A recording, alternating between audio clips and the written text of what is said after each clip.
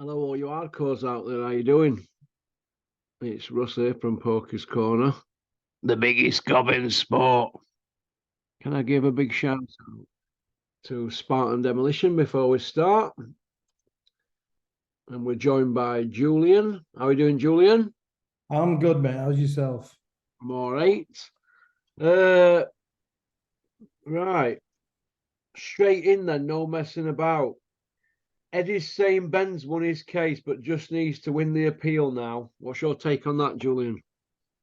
Well, I guess it's all down to wording and semantics, isn't it? So Eddie's won his case, but Eddie's not telling anybody what his case was.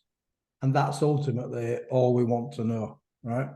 Is the foundation of the case or your defence that there was no clomiphene in Conor Benn's system? Because that was Benn's original defence, and you supported him with that, Eddie. So is it one, there's no clomiphene, is that your defence? Is that your case? Is it the second point? Was the clomiphene in your system? However, you can prove beyond scientific doubt that that was a result of contamination that could have only come from a food source, not from a performance-enhancing drug source. Or three, Eddie, is your case the fact that effectively UKAD acted on behalf of the British Boxing Board of Control because Conor Benn didn't have an active license at the time of the findings. They didn't have jurisdiction to impose a provisional suspension. So is it 1, 2, or 3? So you're asking me, Russell, basically Eddie's won his case, but none of us are actually clear what the case is, are we? What is the case and what is the defence? And if you tell us which of the three that is, then we're more likely to kind of go with you on this one to see where it ends. Well, we don't seem to get to the bottom of this, do we? And that's why you and I keep talking about it, because they're talking about it. They're drowning everybody else out about this. And I think the likes of yourself and some of the other YouTube channels, Ultratech, etc., these guys, we can't let this go because we're not clear, not because we're stupid, because you've been all mysterious, you've been all slippery and slidey, and we want to know, you've been cleared, what has Conor Benn been cleared of? Actually having clomiphene. I'll keep repeating this because I'm going to keep repeating this because they keep repeating the sense, don't they? So we're gonna. Yeah, and we have to repeat ourselves, Russell, because you and I chat all the time about this offline. We have to repeat ourselves because we want to know what you are telling everybody you've been cleared of. Are you being cleared of having clomiphene in your system? Are you being cleared of how it got there completely by mistake, some dodgy eggs that you had in a camp in Portugal? Or are you being cleared because they didn't technically have jurisdiction to suspend you? Tell us what you've been cleared of. Because as far as I'm concerned, because you keep moving things and all this subterfuge, you're not actually being cleared of anything at all. And that's the thing. If you were, in fact, the final point, right? Not the final point, but the headline on this, okay? Who's cleared you? Because UKAD haven't cleared you and the British Boxing Board of Control haven't cleared you. You keep telling people you can have a British license, you can fight in Britain, you're not suspended, the suspension's been lifted. So if UKAD and the British Boxing Board of Control think you are so pure and you are so clean and there is no issue, why are they appealing the decision by the UK anti-doping panel? Why are they appealing that decision? Yeah, it's a bit of a mystery, isn't it? Well, we know why they're appealing it, don't we? Because we know it's very, very simple. There is clomiphene in the findings of the test that I had. And second of all, strict liability applies, which means he has to have an automatic ban. And that is why we keep getting told that Conor Benn he's done everything what's been asked of him. No, he hasn't. Why has Conor Benn taken his case to the UK anti-doping panel? Why is he taking his case to them? Why did Conor Benn, when I say Conor Benn, I'm talking Eddie Hearn, Matchroom, Frank Smith, etc. Why did they take their case, the 270-page document, why did they take that case to the WBC, Russell? Why did they initially go to the Boxing Board of Control? Why did they initially go to UKAD, who were acting obviously on the findings of VADA? Why go to the WBC and why go to the UK anti-doping panel? And you know, I get so kind of invested in this, and I can't leave it because it's confusing by the way that they're addressing this, and it's confusing by the things that they're telling us. But if you actually break it down piece by piece, it's not that confusing. He's got something in his system. I thought Bricktop came out with a good line after that York Holt show other night. He just broke it down and made it pretty simple, like what we've done, didn't he? Really, Bricktop, Frank Warren, he did a great job of basically saying they haven't had a hearing with UCAD. He hasn't had a hearing with UCAD. Well, these interviews that we're seeing, because they're I mean, I keep getting it all sent through, and I've tallied it up here now. There's 24 YouTube channels they've been on, and there's over 259 interviews over 13 days, right? And him and Spotty Frank. And what they've done, they've done like well, Cameron pointed it out to me and Rico, because they're from that ilk, they're from that that sort of job. They've done like what PR people do, they've just blasted it out.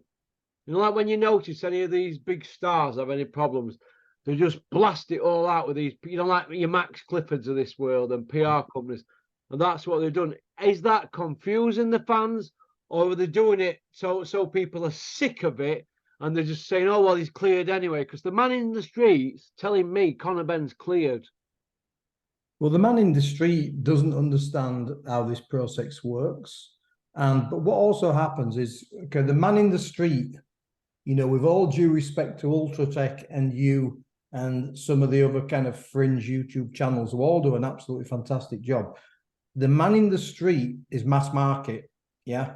The man in the street watches EastEnders, he watches Coronation Street, he doesn't watch the minority soaps, very, very few people do.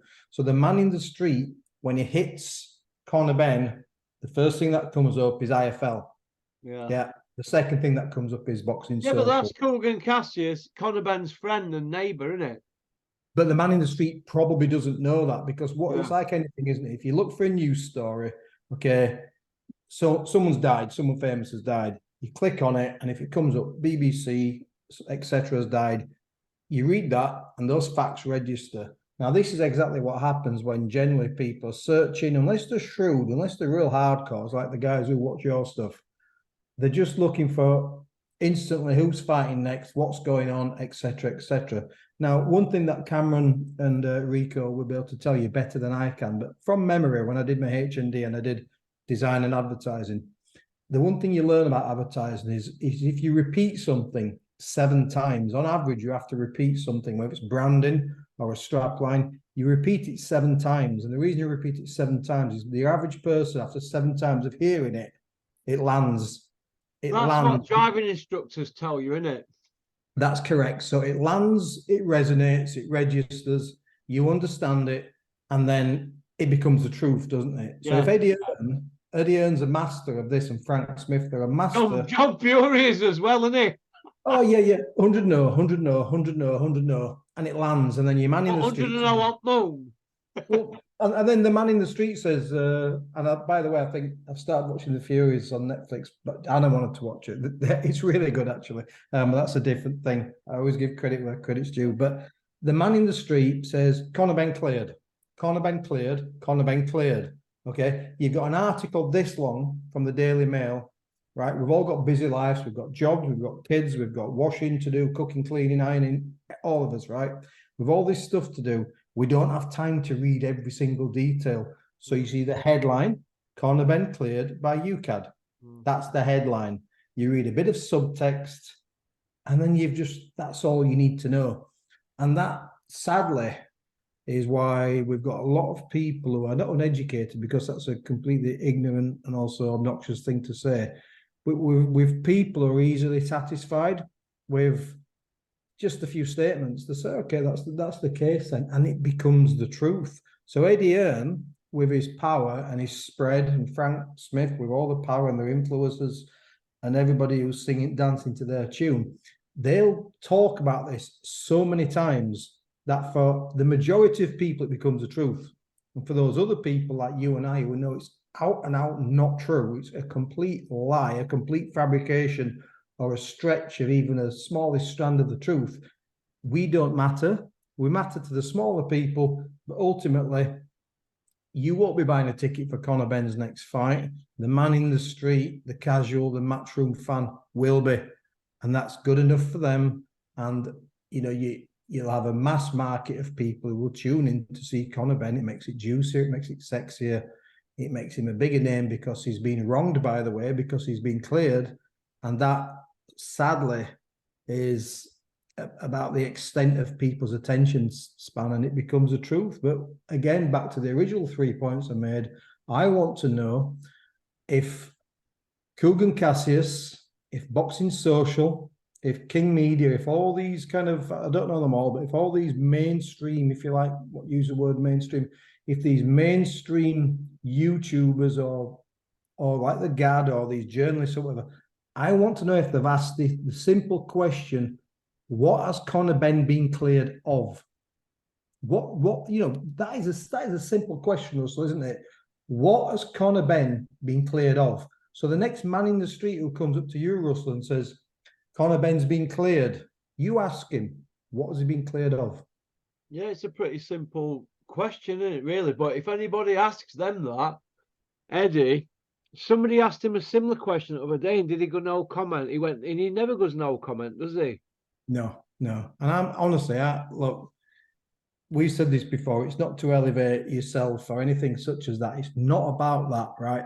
This is about getting to the truth, isn't it? And I always, whether I go to books or go to movies or ever, I always think about the Guildford Four. And I read the book about the Guildford Four, a signed copy actually, because I had a neighbour who worked for Yorkshire Television at the time, and he was friends with the guy who wrote the story. And I read the book about the Guildford Four, and I know in the film adaptation with Daniel Day-Lewis and Pete Postlethwaite, that's right. There's a line in it where he says, "Keep looking in the eye, and the truth will reveal itself." And I believe that, and that's why, even though I'm glad I deleted my YouTube channel and I became the reappearing man, sometimes you do things act on emotion, you get worn down with things. And I said to you earlier today, I said, I need to come on here. You and I need to keep talking about this, and all your other guests and Kent and everybody else. We need to keep talking about this because you got to keep looking him in the eye. And I do support UKAD and I do support the British Boxing Board of Control with the fact that they're appealing this. How far they get, I don't know. But we have to give them credit for that because they're clearly not satisfied with the outcome. And they're not satisfied with the outcome because they know it's a complete whitewash. And I just want somebody to ask Eddie Hearn, not 20 questions, not insult him, not have a go at him. I want someone to ask him, what has Conor Benn been cleared of? What has he been cleared of? Well, they're not going to tell us, are they? He'd give you a 500-word response, or he'd tell you to F off, but it wouldn't actually say, no chloroquine in his system, technicalities, etc., blah, blah, blah. His body breaks things down in such a way it was contamination from food. It won't give you a straight answer. And the reason this has gone on for so long, 13 months now, this is because they're so obnoxious and so elitist and so arrogant. They think they can get away with it. And you know what? They just might.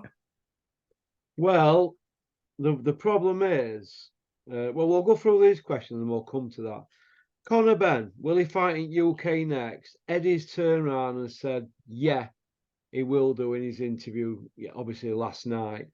But if he fights in UK on this USA license, because he's got a USA license, hasn't he? If he fights in the UK on a USA license, are we going to just pack our bags and all go home? Well, we might as well, because we know that Gerald Baby Miller has a license. I don't know who that's with. And does that mean we want Gerald Baby Miller to box in the UK because of his back catalogue of offences? No, we don't. So it's also another question, by the way, going back to the first point, and I will answer this point, but it's another question for Eddie, right? Okay. You've got a boxing license in the US. Who is that with? Is that with the Nevada Commission, which will carry some weight? Or is this with some kind of like Missouri or Wisconsin or Georgia, some really, you know, Atlanta. a bit like a Yeah, like a Lithuanian professional boxing license? yeah. It's about as much use as a chocolate fire guard, but it gets you the gig, doesn't it? And it's the same thing. So who was licensed? Because there'd be no NDA around that. If he's been licensed by a US commission, there'd be no secrecy around that. So who was licensed Conor Benn? Because you know what I think's licensed him? No. Nobody, because I think they're liars. I don't believe them. I don't believe there's a 270-page dossier. I don't believe that they flopped out hundreds of thousands. I think they've just been flexing the muscles and trying to bluff their way through. And they couldn't pull dossier because there isn't one. You'd have pulled that out. Any normal man in the street screaming blue murder would have pulled it out, wouldn't he, by now? Yeah. I mean, they certainly would have done. You'd have just let that, you know, like leaked documents get leaked into the public domain by mistake. People get burgled, don't they? You know, when it's a slightly different subject, but you know, when people want to get famous and they have a sex tape and it suddenly gets into the wrong hands and it gets out there and they make an absolute fortune from having a sex tape out there because their career's been flagging for the last 5 years. It'd be one of those, wouldn't it? If Like Conor Hulk Benn, Hogan.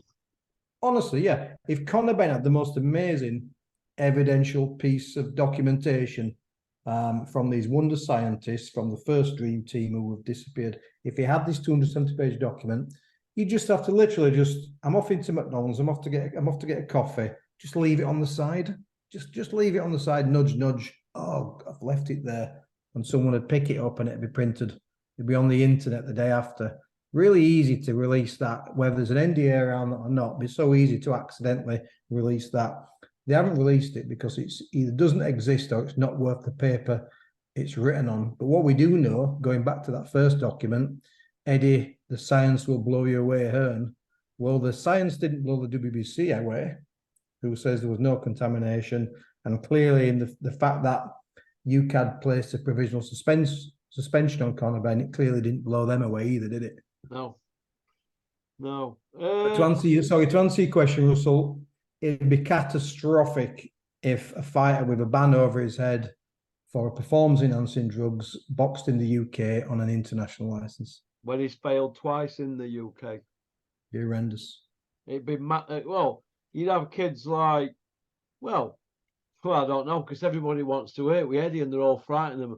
I was going to name certain managers around here and trainers, but they'd all sit quiet because they all want to get on shows, don't they? I mean, there's a lot of laminate holders, and we know who they are, and we speak to them, who have got plenty to say on telephone to us, but they're not coming out on the social medias and saying it. Why is that? Why are they scared of this Essex little upstart? Why? Why are they scared of him? Why?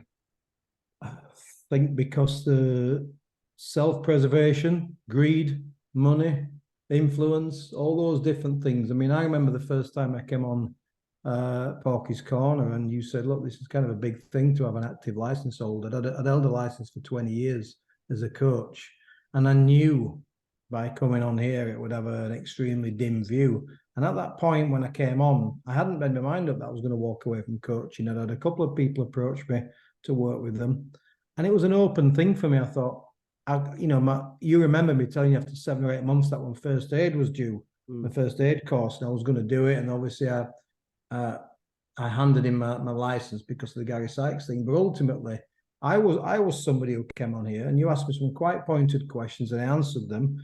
And they wouldn't have been held in, really well by the border control. And then ever since I came on Porky's Corner, I kept expecting to have a letter through from the central area calling me in. And I kind of have an idea why they didn't call me in, by the way. But it does sound a little bit arrogant.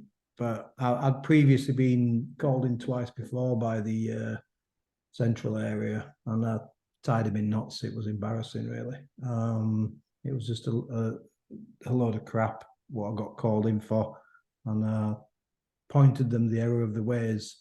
And that's why I almost expected them to call me in because of coming on Porky's Corner, but they never did. Maybe they didn't care. Maybe they didn't think it was impactful enough. But I think there's something around that because I would have literally just been honest, Russell, and I would have. I'm not a confrontational kind of guy, you know that, but I have ultimately conviction in my beliefs, and I would have told the board of control what I thought of them.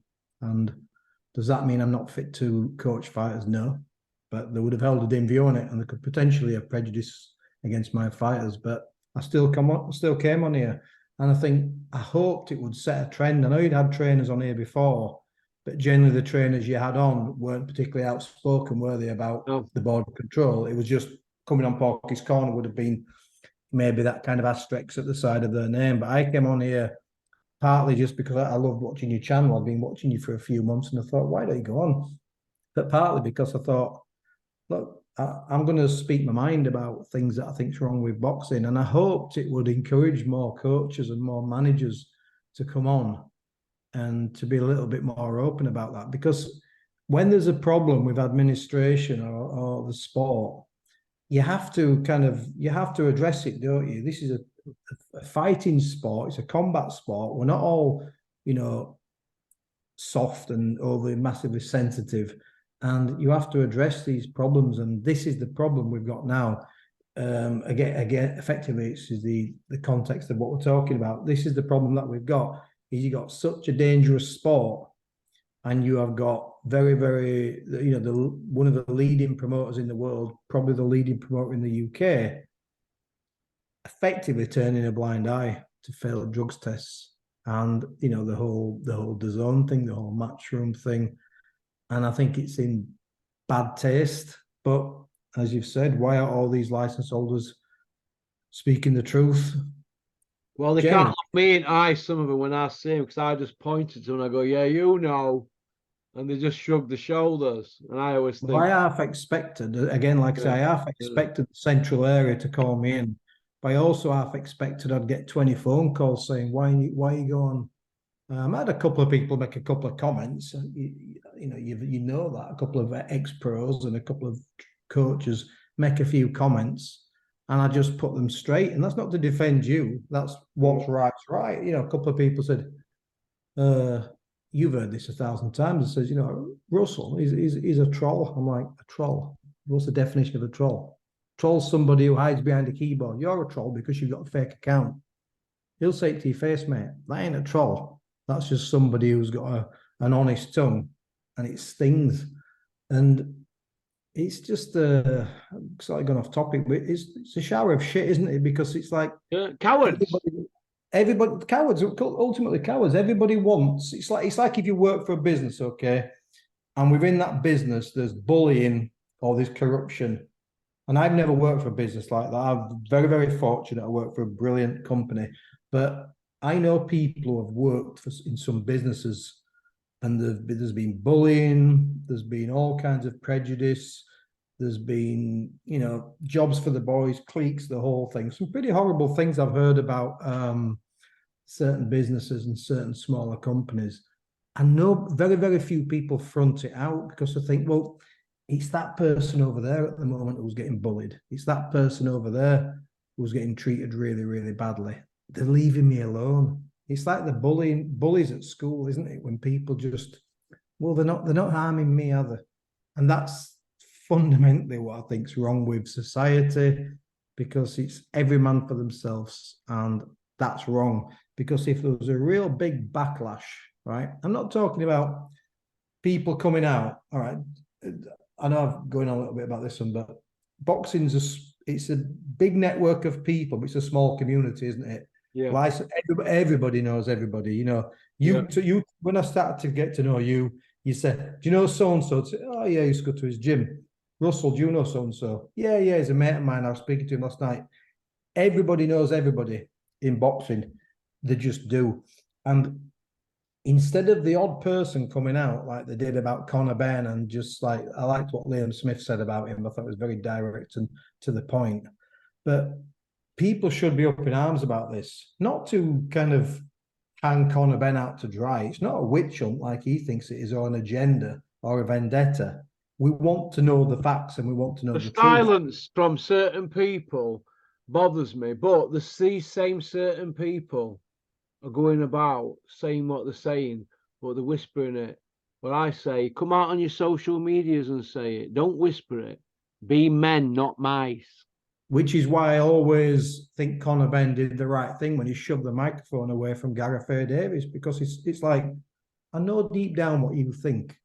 Don't be fake with me. Yeah. And I thought Conor Benn did the right thing, ultimately. It's the only And right what thing. did he do? The gad after that, he went and crawled up his trousers 30 minutes later, didn't he? Yeah, yeah, he's just embarrassing. And as I say, whether there should be some kind of union for license holders that's, you know, not part of the border control, but some kind of group or hearing committee, or you have spokesmen or things, because it's like government is the boxing board of control. If you have an issue, you have to go to the area board, don't you, if you have an issue? Yeah. But is that really right? Because sometimes if you have an issue in life or an issue with the council, you go to the citizens' advice, don't you? Yeah. You get independent help and advice. But if you're a license holder, I know loads of license holders are absolutely disgusted how this has been dealt with. And I know loads of license holders who think the behavior of Matchroom defending, you know, an alleged drug cheat, they think it's abhorrent, but they still want their lads to go on their shows. Yeah. But it's, I know it's a simple analogy, but it's a little bit like the film. My kids, when they were babies, used to like The Bug's Life. They thought The Bug's Life was such a brilliant film. And it took the ants a long, long time to figure out, you know what, if we actually stick together, I know it's a crazy juvenile analogy, but if we all stick together and we all voice our opinion and defend our position, we can actually beat the people who think they're in power and the bullies and the people who frighten us. And I guess that's the statement on society in general, really, isn't it? And why more license holders aren't actually saying, do you know what, if you don't deal with this swiftly, if you don't deal with this effectively, if you don't present the information about this Conor Benn situation, if you don't do that, I'm not going to pay my license fee.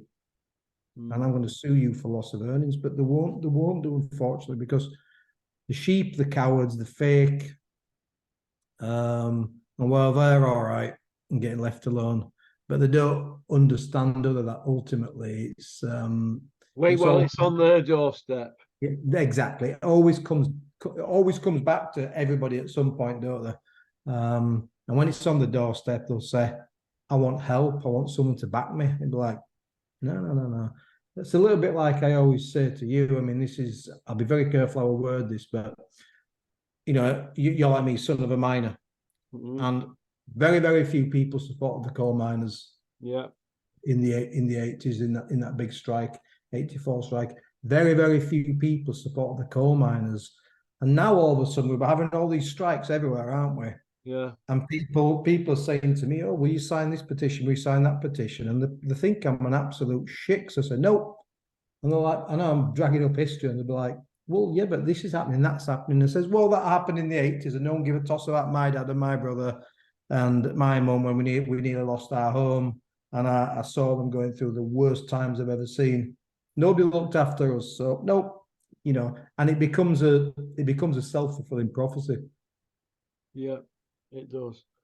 So the saying he's going to fight September. Now we're 12 days away, aren't we now, from September? Conor Benn. Do you think they might put him on a USA card? I think that's the only option they've got, because first of all, because of the appeal, last week Eddie did an interview and said it only takes a couple of weeks. It's quite quick. It won't impact September. That came from Eddie's mouth. And then the Daily Mail had said this appeal could take up to 2 months. As you'd expect, such a big appeal would take time. You know, I think it might even take longer than 2 months. It's a lot of information to get together. It's like, appealing a court hearing. It takes time. And then Eddie Hearn said in an interview a couple of days ago, oh, it can take up to 2 months. So in my head, I'm thinking, okay, Eddie, we're at the back end of August, and if this takes 2 months, how do you box in the UK in September? And are you even listening to what you're even saying now? Or you just done that many interviews, you go into overdrive and you just can't remember what you've said to the last person. So if it takes 2 months, you ain't boxing in the UK in September. That's a statement of fact. And if it does take 2 months, what makes you so sure that that decision won't be overturned? And this is just a possible outside the box little bit of thinking, Russell. Even if the UK anti-doping panel uphold Conor Benn's position, there's still no guarantee that the Board of Control will license him. Well, I can't see him letting him fight in UK with a USA license, because if they did, well, surely all the laminate holders have got to say, here, that's not right. But then again, a lot of them are cowards, aren't they? Or 90% of them. Yeah, and some of them have got kids who are sparring with Conor Benn and getting paid. Some of them are getting promised slots on shows. Everybody wants to work with Matchroom because it's big profile. Obviously, Sky's a bigger network, but they're not as frequent in terms of the shows, and the shows aren't as good a quality. So everybody wants to work with Matchroom. I remember any pro I've ever worked with, certainly in the last 10 years, wants to work with Matchroom, wants to get on Matchroom shows. And unfortunately, so do the coaches and so do the managers. They pay more. You get better looked after. They do pay well, the Matchroom. They do look after you. You get the nicer hotels. You get the right amount of expenses, and you get treated well. You might get short notice and you might get a hard fight, but you get treated well. Everybody wants to work with Matchroom. So people will just stay quiet. Such is human nature. Yeah. Well, Joyce Zhang is 23rd of September, and Eddie's wanting to put one on same day, you know, to have a pop at Bricktop. You know, like you do. And I mean, like, whatever happened to working together and all this and for good of British boxing? It's like he can't help it. It's like, I think personally, Bricktop's trying to work with him, and I think it's him who's the problem, me, looking at it from outside, because he's always the one that follows them and puts one on the same night here, not Bricktop, because I've gone back through all my lists here. Yeah. And it's like Eddie's done it 4 times now, and this looks like a 5th one next month, doesn't it? He does it all the time, doesn't he? But I just, if he does have a US show on the 23rd, then it won't really matter because it won't be at the same time, will it, as Joyce and Zhang, because of the time zone. But if he has a UK show on the 23rd, then he's done exactly. I don't think he's got a UK one, but he'll yeah. If Conor Benn's on a US show, they'll steal Limelight, won't they? Well, unfortunately, everybody wants to know what happens with. Everybody wants to see Conor Benn, this caged animal. Well, he'll be a caged animal if he gets a knockout in USA in round 1, won't he? Yeah, and that's what they'll give us, won't they? Or that's what they'll give the public. They'll find somebody who's a little bit past his best, someone we've probably heard of, but you know, not for some time. Not a big puncher. Conor Benn doesn't fight punchers. We know that, and we know why. A bit like Campbell Hatton. And they'll find somebody who's very, very, you know, just like Hellenius, somebody who's perfect script. Yeah. You know, things can go wrong. Perfect opportunity, perfect profile for Conor Benn to knock over. I mean, to be fair, a guy who's been out of the ring for that length of time, you don't want the easiest, most taxing fight. But then again, we are talking about somebody who's still, I don't consider to be one of the top 2 or 3 welterweights, you know, in Britain. Certainly not the top 15 in the world. No. We know about Spotty Frank and all his interviews with Eddie Hills this last 2 weeks. Well, tomorrow, when the 2 weeks up, I'm wondering if they get near 300 interviews. They're pushing it, aren't they? He's come out and basically he's torn into Bricktop in loads of interviews, insults about his age, and some of it's quite violent. I remember when he used to tiptoe about, you know, Spotty Frank. Yeah, he was a young lad. Yeah. What happens is you hang around certain groups and certain profiles for so long, you become as they, don't you? That's effectively what's happened. So, you know, I'm not going to knock anybody who's got money and anybody who's done well, but Frank Smith had a very, very good start in life. He's from Essex. I know his father was, I'm not going to mention family names and stuff, I don't believe in that, but his family, his father were good friends, or they were friends of the Hearns. You know, they're socialised together to some extent. He found himself in a good position where he did some work experience, or they offered him a job after Eddie met him at some kind of party. And good for Frank Smith. You know, he's done what he's had to do. But the problem what he's had is, and I can't help. I always thought him down as pretty level-headed. But I think when you've had a privileged life, when you've been fortunate, then, because my children have been fortunate, we're not rich, but my children have been fortunate. But when you've when you've been fortunate and then you hang around certain people like Eddie Hearn, you know, the elitists, you know, the best of ever, the best cars, the best shirts, the most gorgeous wife, the most amazing home.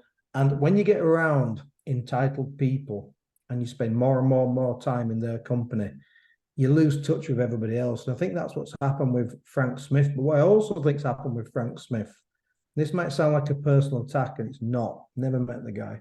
But what's also happened is, and I've seen this firsthand, when you get people as well, then who start to hang around with boxers, they know boxers, they chat to them, they go to gyms, they're at press conferences. You can see the chest slowly pumping out, and they start to believe that they're almost like, I've got security around me, all my best mates are rock hard. And they start to believe that they're quite tough men themselves. And this does happen. They get delusions of grandeur and they get a little bit confused with everything that's been going on. I think, like you mean with them sparring and hitting them machines and all this. And yeah, all this stuff that they've been doing. So I'll give you an example. It's like I said, like Frank Smith, we've seen them, haven't we? We've seen them. He's just getting that edge to him. He's getting that cocky edge to him. But I'll tell you what, I think shouldn't be allowed. Or maybe not allowed. Not allowed. Maybe too strong. But promoters, okay, and these guys doing ring walks with fighters, because if you watch, and Frank Warren does this, but when you watch Eddie Hearn do the ring walk with the fighters, it's almost like they're doing the ring walk themselves. They're like it's a little boy's kind of like fantasy dream where I'm walking to the ring and I'm gonna gladiatorial. And if you see, Eddie's like that when he's walking to the ring, as though he's going to fight, he's in a zone. And then you see Bricktop doing it with his shoulder roll, walking out and giving it all this, and there's something about they're almost living this fantasy that the tough men. And I think Frank Smith's getting quite cocky. He's actually getting quite cocky with a guy who's how old is Frank Warren now? 72, Frank, and he's 73, something like that. But this is my point. This is my point. You hang around with people, you become like them. So I always remember, I'm not suggesting that Eddie Hearn should be very, very quiet and never defend himself. But if you think of some of the disgusting things that Eddie Hearn said about Bob Arum's a guy in his 90s, okay? He's probably a great granddad. He's a guy in his 90s who looks frail. Now, Frank Smith is starting to become cocky and bullshit with a guy in his 70s in Frank Warren. So this goes back to the genesis of what I was saying about you hang around certain groups of people, you become there. And this is what's happening with Frank Smith. He's becoming a bit of a tough guy, but he's also showing a lack of respect for a legendary promoter, Frank Warren. I'm not saying he should just take everything that Frank gives him, but there's a certain way that I believe I've been brought up with certain principles. Even if a lady or an elderly person approaches you in a certain way, I think there's a certain way that you respond to them. That's just my belief. And I think Frank Smith, the way he's talking about Frank Warren, is disgusting. It's almost like bullying a guy who's in his 70s. And I know Frank Warren is not a shrinking violet, and neither is Bob Arum. But you see where I'm coming from. All Eddie's done it with Arum. The things he said about Bob Arum, disgraceful. Shelley Finkel, old guys. So these tough guys who have had a little tickle in a ring, which was as bad as sparring I've ever seen Eddie Hearn and Frank Smith. It was the worst thing ever. And you could hear the fighters laughing, actually. The fighters videoing it were laughing at you, by the way. And they weren't laughing because you were funny. They were laughing because you were that bad. Just thought I'd put that in there. And you've almost think you're tough guys now. And it's like, Eddie cracking the punch machine. Good old crack, a ball that doesn't hit back. And it's like, they're getting confused. They're spending too much time around boxing and too much time with. I mean, I'll ask you a question, right? Okay, so Warren's in his 70s, all right? Give me this scenario. I'll start it off. You finish it off because I know we're getting towards the end of the last minute. Yeah. Frank Smith goes into the bathroom at an event. Send you another link. Yeah, send us one. I'll finish the story then, mate. All right.